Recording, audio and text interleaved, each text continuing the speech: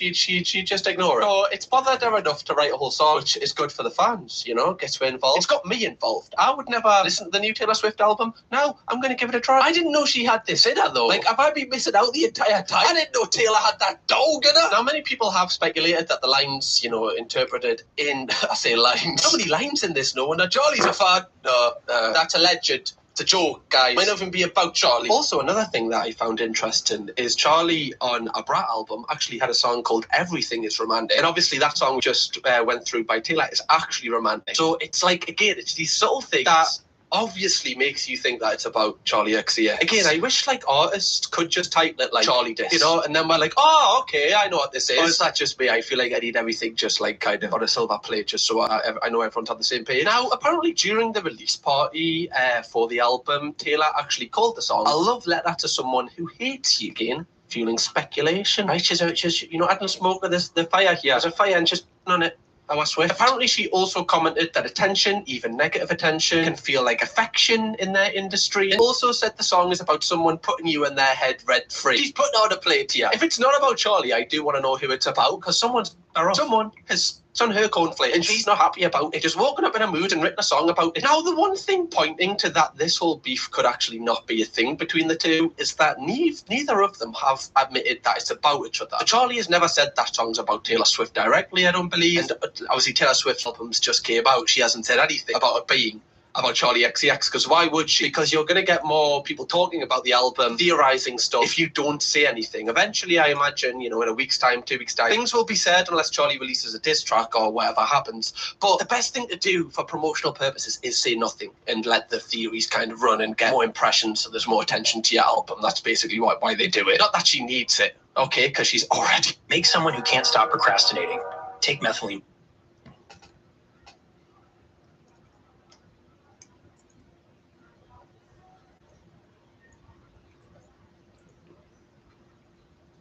But many of Taylor's fans have said that this is the most direct song that she's ever done, and like I actually, like, I'm not, obviously I don't know much about Taylor Swift's like back catalogue, but it's grabbed my attention, so it's definitely got the attention of people that aren't in a, you know, in a community, which is only a good thing, really, I guess. I did find it interesting that The Guardian recently criticized...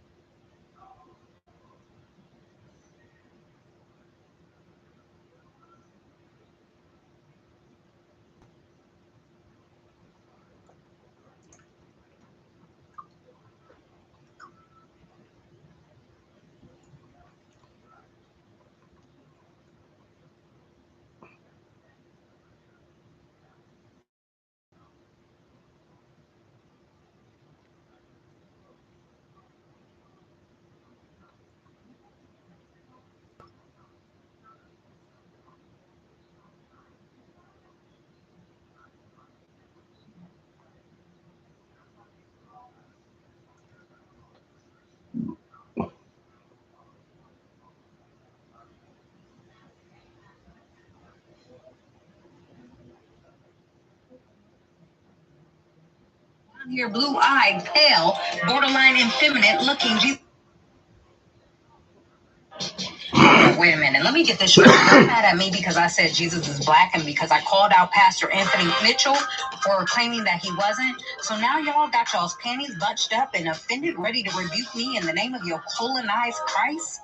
But where was the holy outrage when first they spent centuries whitewashing Jesus, plastering him up with blonde hair, blue-eyed, pale, borderline effeminate looking Jesus on the crosses of every church and synagogue? Where was the holy outrage when they handed you out slave Bibles chopped up and skewed it to keep your ancestors docile and brainwashed? Where was the holy outrage when they twisted his image to uphold colonial empires and white supremacy? Where was your outrage when all that happened? Oh, but now you're out here screaming at me. Why does color even matter? It has nothing to do with salvation. Or why are we fighting over genealogies? Doesn't the Bible say not to do that? Where is your fruit of the Spirit? Hold up. So you telling me that Yeshua himself, a Jew from the tribe of Judah, who literally said he is the truth, he is the way and the life, warned us about deception so thick that the whole world would be deceived in Revelations 12 and 9, and now you want to believe that the truth doesn't matter? You want me to be hoodwinked, bamboozled, brainwashed, and deceived like all the masses and not be concerned about the biggest lie ever told that had the whole entire world in a chokehold for centuries? So let me get this straight. I'm supposed to believe that these pale-skinned Ashkenazi European Jews are God's chosen people and not be concerned? I'm supposed to shrug it off the fact that God explicitly said that there are a people out here claiming to be Jews but are not, but are the synagogue of Satan in Revelations 2 and 9 and 3 and 9? And now you want to spiritualize that and say, oh, that's just mean spiritual Jews? Are you serious? Help me make it make sense. Show me where that scripture is, where he says, oh, never mind, that was just about a spiritual life. She going in.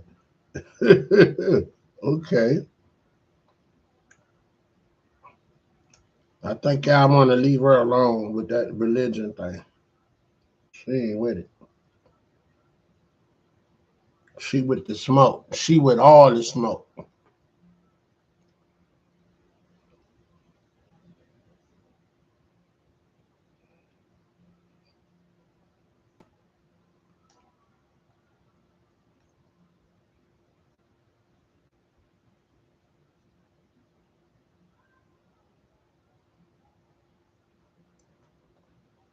She with all the smoke.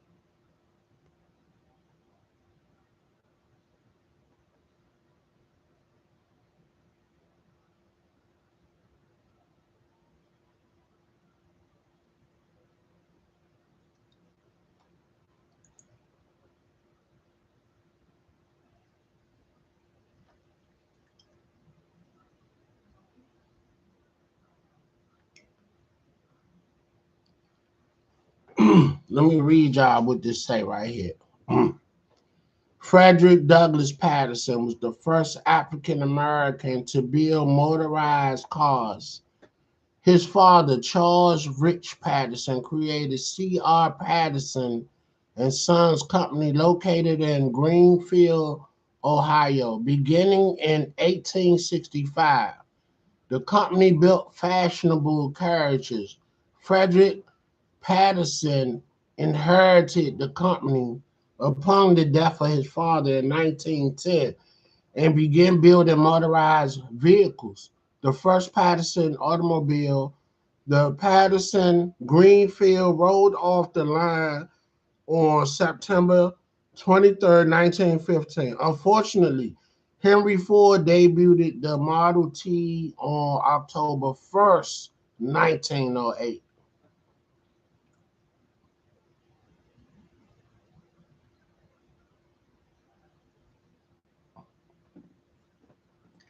and by that point had captured most of American car buying market.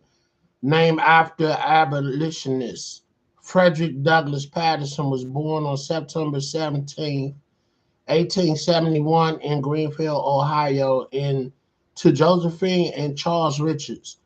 In 1888, Patterson attended Ohio State University, where he played football and may have been the first black player at the school on the varsity team.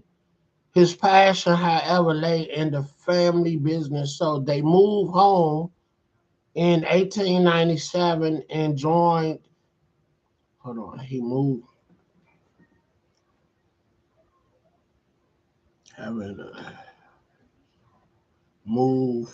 So he moved home in 1897, back home, joined his father and brother at C.R. Patterson and Sons. When his father died in 1910, Frederick assumed leadership of the business. The Patterson Greenfield sold for 800. The Patterson Greenfield sold for $850 and was reputed to be the higher quality automobile than Henry Ford's Tin Lizzie or Model T. The Patterson Greenfield car had a 40 horsepower Continental four-cylinder engine and reached a top speed 50 miles per hour. Unfortunately, the Model T had concerned the automobile market. No, had cornered the automobile market because he got out there first at the end of the day.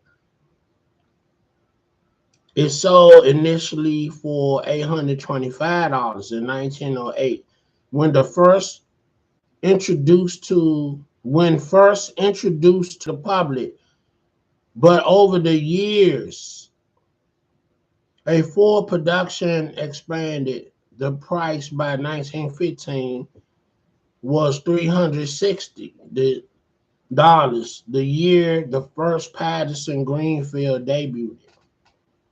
So they actually beat the price because they was able to expand. Okay, got you. From 1915 to 1920, the company produced 150 Patterson vehicles of two styles, the two-door Roadster and the big four-door touring car.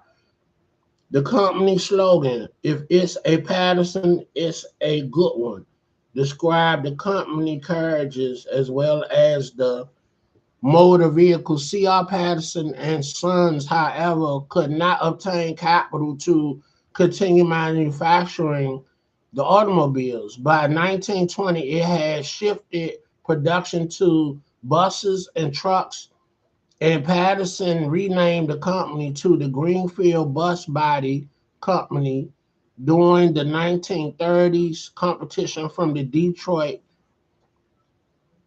became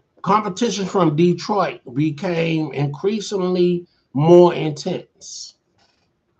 All right, so we had a first black car company in when was the birth? 1865. So even in the 1800s, we were dominant and productive and prolific. You get what I'm saying? So yeah. So let me show you a picture of C.R. Patterson in his young years.